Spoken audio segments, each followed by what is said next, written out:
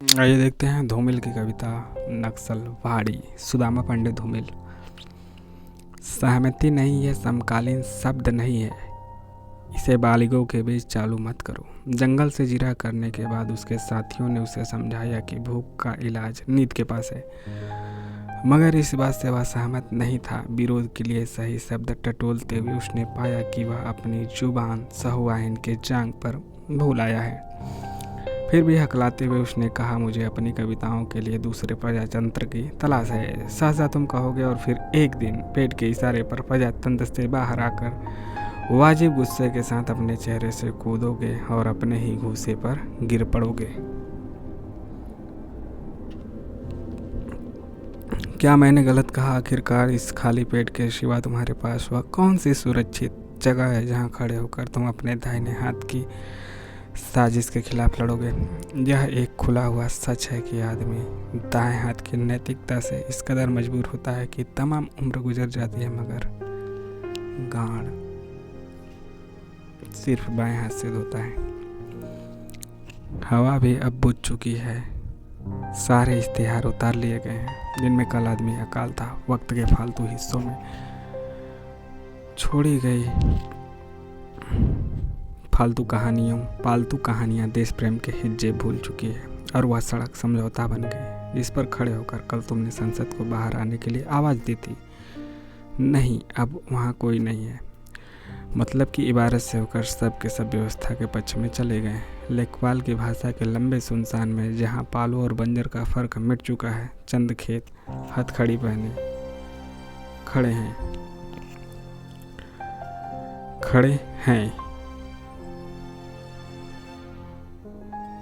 हथकड़ी पहने, वहाँ कोई नहीं। मतलब व्यवस्था के पक्ष में चले गए।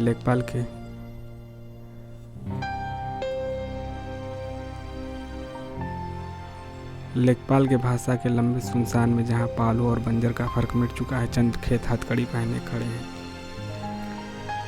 और विपक्ष में सिर्फ कविता है। सिर्फ हज्जाम की खुली हुई किस्मत में एक उस्तरा चमक रहा है, सिर्फ भंगी का एक झाड़ू हिल रहा है नागरिकता का हक हलाल करती हुई गंदगी के खिलाफ, और तुम हो विपक्ष में बेकारी और नींद से परेशान। और एक जंगल है, मतदान के बाढ़ खून में अंधेरा पछीटता हुआ जंगल मुखबिर है, उसकी आंखों से में चमकता हुआ भाईचारा किसी भी रोज तुम्हारे चेहरे की हरियाली को बेमुरव्वत चाट सकता है।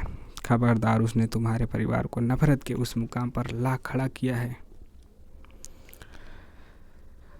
कि कल तुम्हारा सबसे छोटा लड़का भी तुम्हारे पड़ोसी का गला अचानक अपनी स्लेट से काट सकता है।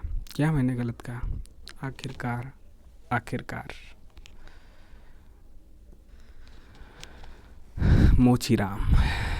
मोचीराम सुनते हैं। अब देखते हैं।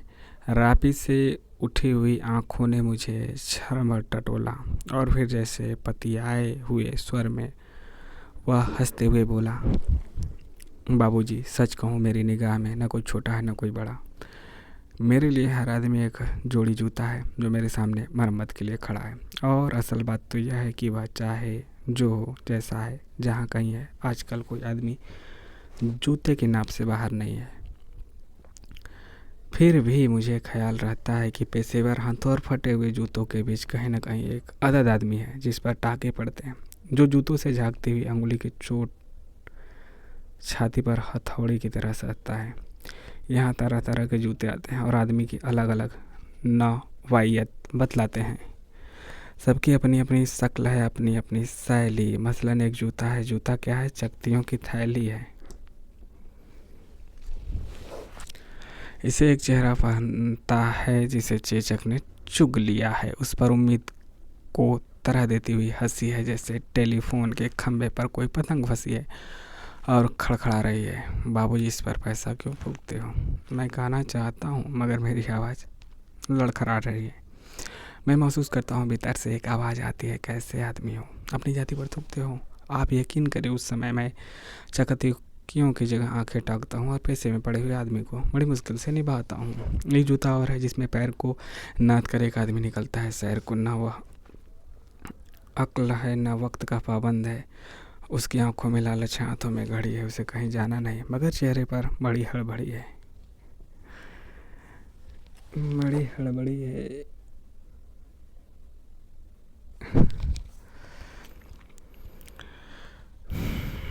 वह कोई बनिया है या बिसाती, मगर रूप ऐसा कि हिटलर का नाती।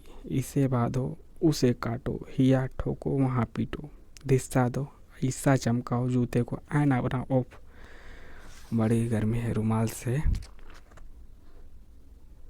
हवा करता है, मौसम के नाम पर बिसूरता है। सड़क पर आतियों जातियों को बानर की तरह घूरता है। गरज यह है कि घंटे पर खटवाता है, मगर नामा देते वक्त साफ नट जाता है। शरीफों को लूटते हो वह गुर्राता है और कुछ सिक्के फेंक कर आगे बढ़ जाता है। अचानक चेहूं कर सड़क से उछलता है और पटरी पर चढ़ जाता है। चोट जब पैसे पर पड़ती है तो कहीं न कहीं एक चोर कील दबी रह जाती है, जो मौका पाकर उभरती है और अंगुली में गड़ती है। मगर इसका मतलब यह नहीं कि मुझे कोई गलत फहमी है। मुझे हर वक्त यह ख्याल रहता है कि जूते और पैसे के बीच कहीं न कहीं एक अदद आदमी है जिस पर टाके पड़ते हैं, जो जूते से झाँकती हुई अंगुली की चोट छाती पर हथौड़े की तरह सहता है। और बाबूजी, असल बात तो यह है कि जिंदा रहने के पीछे अगर सही तर्क नहीं है तो राम नामी बेचकर या रंडियों की दलाली करके रोजी कमाने में कोई फर्क नहीं है। और यही वह जगह है जहाँ पर आदमी अपने पैसे से छुटकर भीड़ का टमकता हुआ हिस्सा बन जाता है और सभी लोगों की तरह भाषा उसे काटती है। मौसम सताता है, अब आप इस बसंत को ही लो। यह दिन को तांत की तरह तानता है, पेड़ों पर लाल लाल पत्तों को हजारों सुख तल्ले धूप में सींचने के लिए लटकाता है। सच कहता हूँ, उस समय रापी की मूठ को हाथ में संभालना मुश्किल हो जाता है। आँख कहीं जाता है, हाथ कहीं जाता है।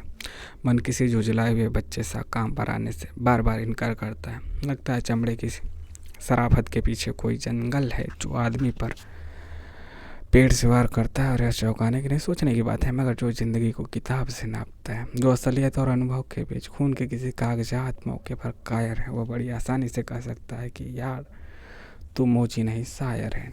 असल में वह एक दिलचस्प गलतफहमी का शिकार है, जो यह सोचता है कि पैसा एक जाति है और भाषा पर आदमी का नहीं किसी जाति का अधिकार है, जबकि असलियत यह है कि आग सबको जलाती है, सच्चाई सब से होकर गुजरती है। कुछ है जिन्हें शब्द मिल चुके हैं, कुछ हैं जो अक्षरों के आगे अंधे हैं।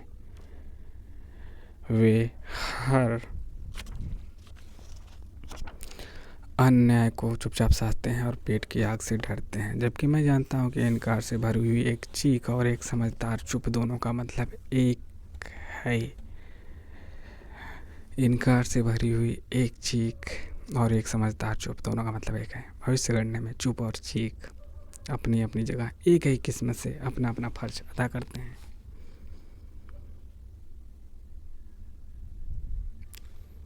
तो यह रहा नक्सलबाड़ी मोची राम। आगे और भी कविता देखेंगे।